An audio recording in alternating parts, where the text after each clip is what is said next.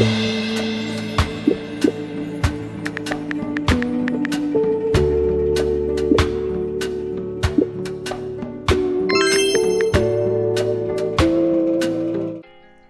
guys, welcome to TheSirenSayz. Woo! So this is gonna be an impromptu video also about Legend of Korra. You're gonna be mad at me with all these Legend of Korra videos that I will be pumping out one after the other as I want to give my opinion. Why am I doing this? Because Korra supporters are starting to go unchecked, and I'll be fair, okay?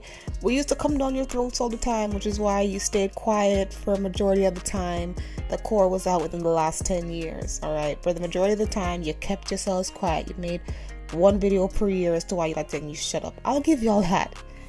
But now it's almost like you're upset that you had to stay quiet and you're deciding to talk a lot. So I'm gonna talk, okay? I'm gonna talk. So, what Legend of Korra is, for the uninitiated, is a follow-up series to Avatar: The Last Airbender. It's set 70 years after the events of Avatar: The Last Airbender and follows Korra, the next Avatar after Aang, who is from the Southern Water Tribe. Okay, that's Korra from the Southern Water Tribe. With earth, water, and fire already under her belt, Korra has to master the art of airbending. Korra's quest will lead her to Republic City, a virtual melting pot where benders and non-benders live together. Is it in harmony? But she soon discovers that the land is plagued by crime and a growing anti-bending revolution that threatens to tear the city apart. While dealing with the dangers, Korra begins her airbending training under the tutelage of Aang's son, Tenzin. Gang. So, in this video, I wanted to, bend the narrative a little and discuss what I did actually want from Korra, why I liked the idea of it at first, and even during some pieces of season 1. So, as you heard, she's the next Avatar after Aang. She already knows most of the elements except for air, and she's going to learn air here. None of that sounds like an inherently bad idea to me. None of it. I really did like the idea because I was excited. At the time when I was 14, water was my favorite element. I think maybe Katara was still my favorite. That did change over time. Maybe Katara was my favorite, or even if she wasn't my favorite, I still thought water was the best element. Like, me not having Katara as a favorite anymore didn't change that. I was really into the steampunk aesthetics before Arcane. Okay, I've been into it before League of Legends. But I was really into the steampunk aesthetic. So and I wanted the Avatar to be a girl. I was excited to see what that would look like, because we all thought Kyoshi was cool 10 years ago. So it was like, ooh, a female Avatar with a 1920s punk aesthetic who is a waterbender. I felt like Brian and Mike were really listening to my brain. And I was like, oh my god, they heard me. And I'm about to get what I want. I was so excited, guys. And just a little tidbit about me. If I really build, and I'm not like this anymore, I've been hurt too many times. But when I build something up in my head, like, oh, it's gonna be good, it's gonna be so great, and it ends up not being great, sometimes my reaction is like, oof, yeah, no, we don't like this. So unfortunately, that's what happened with this show. But I really liked the premise. I liked the idea, and up to the first 3 episodes, I liked what I was seeing. I didn't mind that she was a muscular avatar. I didn't mind that she already knew the other elements, and I also didn't mind that she wanted to be the avatar. Now, one thing people always say is that, oh, you don't like Korra because she's the exact opposite of Aang. It's not that she's the exact opposite of Aang, really. If you go deeper into it, it's that she's the opposite of Aang in all the wrong ways. And even though you guys like to claim that she became more like Aang in the beginning, by the end, she didn't. people like to say, oh, Aang had to be more like Korra and Korra had to be more like Aang. Aang didn't kill anybody, so he didn't have to be more hard-headed. Sorry, guys. Avatar is a lot deeper than you think, and we're gonna need to discuss that more, but yeah. I liked how bending had progressed. I liked all of those things. However, the story writing, guys, you cannot tell me that the story writing didn't piss you off just a little bit. And I'm not just talking about season 2, because at this point, that's a cop-out. As much as I like the Red Lotus, season 3 had its issues as well. Right? As cool as Kuvira is in a fight, season 4 had glaring issues as well. And as much as I love Amon, I really did like his character, there was a lot of downfalls with season 1, and I need people to realize that. Like it if you want, that's your business. Okay, that is your business. But that does not mean that it's better. Okay?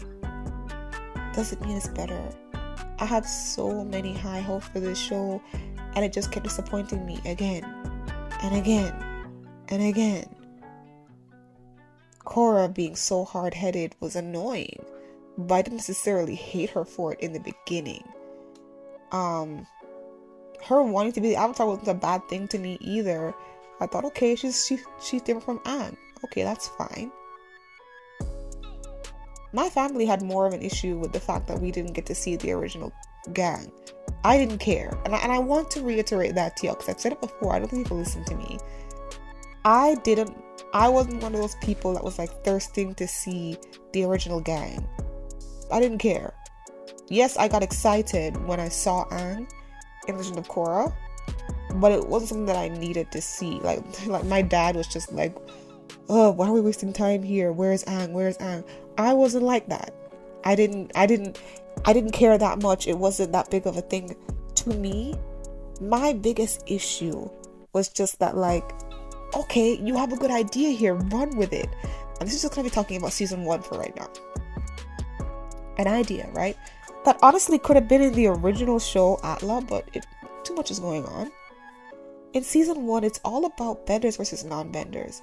How benders have been emboldened and non-benders feel inferior. You know? And they don't want to feel that way anymore. And so when Amon comes and tells them that they could be bigger and better, they could live the life that they always wanted to live, of course they are going to consider that. I think, this is why I said in my last Brian and Mike video, please watch it. This is why I said that Brian and Mike always have a really good idea. They always have a really good idea. Do they always put it into practice properly since Legend of Korra? No, they don't always. It's really a catch. It's really 50-50. The idea that non-benders would be sick and tired of benders is a very good idea. The idea that they would try to revolt and use weapons and do chi blocking, very, very good idea.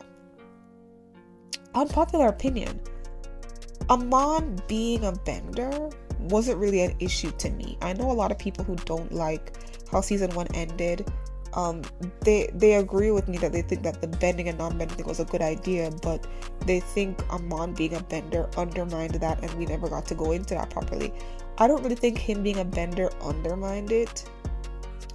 Do I think he didn't need to be one? Yes, but that's because I have an issue with the way that they categorize specialized bending in Legend of Korra. Everyone apart from the airbenders, I'll leave them alone for now. Everybody can just do everything. You know, like, oh, if you can earth bend, you can metal bend. And if you can't metal bend, it's probably because you're a lava bender. Oops, spoiler alert. Oh, firebenders can all lightning bend. Like, really? One of the reasons why certain scenes in the original ATLA was so iconic is because you didn't really think anybody else could do it, you know? When you saw the royal family do lightning, you didn't just think that any of their Fire Nation cronies could lightning bend as well. You know? When Katara learned how to bloodbend and we got the rules of it, which is you have to be a very powerful waterbender and it has to be full moon. So not just any waterbender can do it under the full moon either. You have to be like a prodigy or have very strong waterbending, you have to do it in the full moon. Why was all of that thrown away? That was my problem. I don't even really mind that Amon was a waterbender or that he could bloodbend. What I minded was how his father found a way to do it with no full moon necessary. And I know they trained, and you know how about a montage. I love me a good montage. I know that they trained for it and everything, so it wasn't like they could just do it. They trained really hard when they were kids to learn how to do it without a full moon. And apparently that family is special. So I guess that kind of explains it. That family has a specialized type of waterbending that's so powerful that they can do it outside of a full moon. But I feel like that is what minimized that for me. Yes, it would have been better if he just found a way to chi block and temporarily remove bending. That would have been better. But let's use what we have here, okay? We have this guy who is a waterbending prodigy who doesn't really like benders because of how his father was. I think that's pretty interesting. And I can see that happening in real life. I could see like for example, I could see black people heralding up a white person as their leader if that white person could perfectly elaborate on their oppression. If they could be like, oh, I hate my white parents because they did this to me. I understand your plight. So I want to help you guys. I want to do this revolution.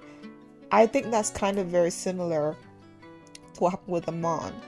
The problem is nobody knew that he was a bender, so it seemed like a big betrayal, and then they all just kind of disbanded. But another problem that the show has, and I don't care what nobody says, oh, they didn't know if they're going to get a season 2, they didn't know. Do you see how the original show ended? Each season of that show ended in a way where the show could have ended. Season 1, they defeat the Water Tribe, Azula is introduced. It's a little more open-ended than the other 2 endings, but you could stop there. You could stop there and then make some comic books. Season 2, Aang is presumed dead, but Katara revives him. You could have stopped there. And it would have been a really weird ending because, wow, the hero's lost. What happens then? Comic books. Third ending, peace has been garnered. Where is Zuko's mom? We don't get that answer. Stops there. Will Azula be redeemed? We don't know. Stops there. Right? Right. In that very same way, if Legend of Korra wasn't sure that they were going to be able to finish, there are things that they could have done.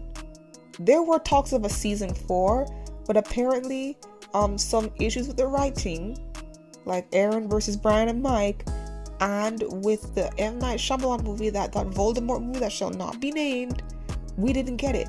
But apparently a season 4 was in the works. That means that they had it and they lost it. So for all of you saying that we have it unfair because our show was always slated, no, it's not.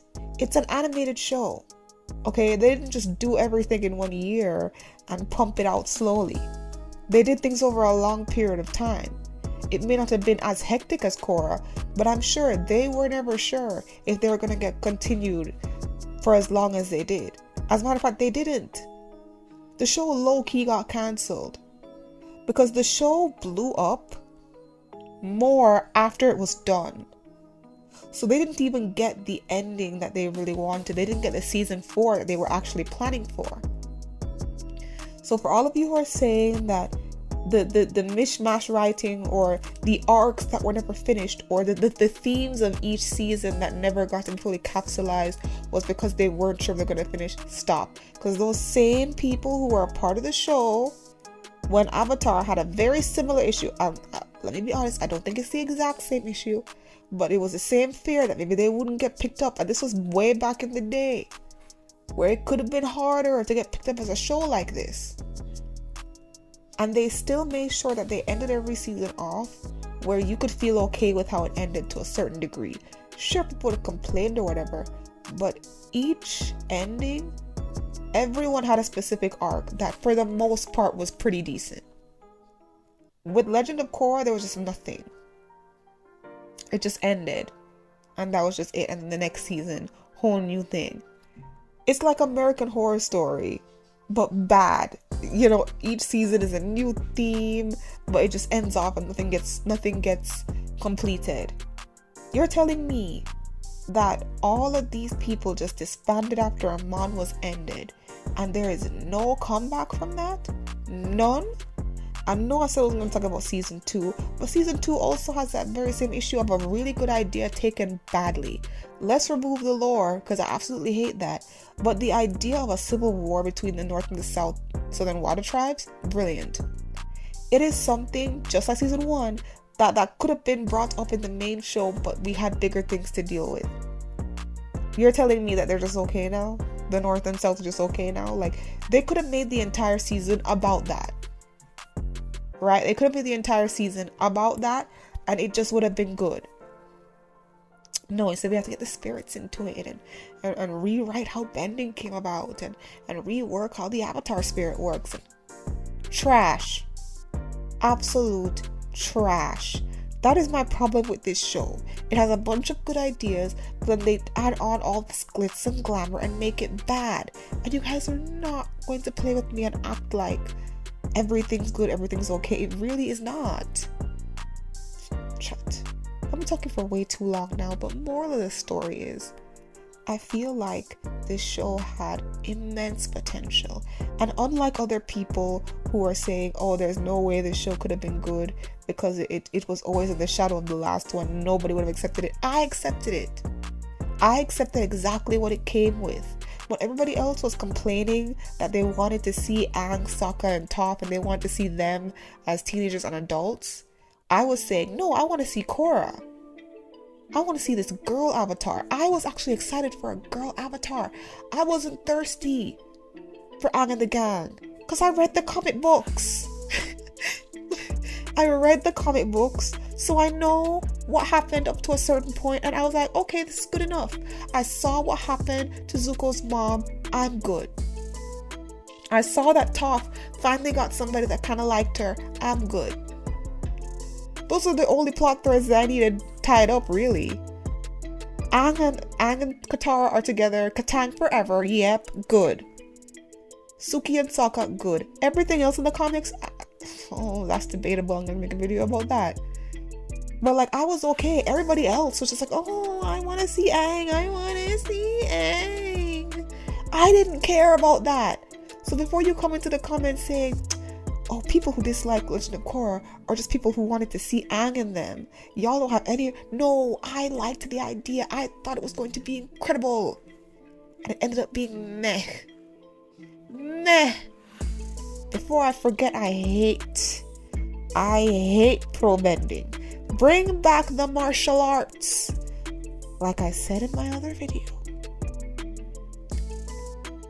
The only time the bending looked cool was when the villains were doing it, or when Tenzin was doing it, right? The airbenders were good and the villains were good. Everybody else was just okay. I'm not gonna say they were bad, I can't say that, but they were just okay. I liked the flow of the martial arts, the different bending styles. They made the fighting look cool and they ruined it. They ruined it, guys. Like, we're not gonna sit here and play games. We're just not. Okay? I'm not one of those simps that just wanted to see the original show but them older. I was actually excited for the new idea. And this show broke me. This show really just broke me. It made me feel like I had bad ideas. Because I feel like if they asked me what the new Avatar would have been like, I would have given that synopsis. Not the bad stuff, but just like the idea of a water girl Avatar 1920s aesthetic. I would have done all that. I would have said, yeah, I like that. And this is what I got? Well, I don't know if my ideas are that great then. That's just it. That is literally just it. But let me calm down. Let me know what you think in the beginning. Did you like the idea of Korra before it came out? Or did you hate the very essence of it? Were you curious? Did you love it? Let me know. Also, let me know what you think about the show down below. And what else you'd like me to discuss. Alright? Anyways, goodbye, my sires. Bye-bye.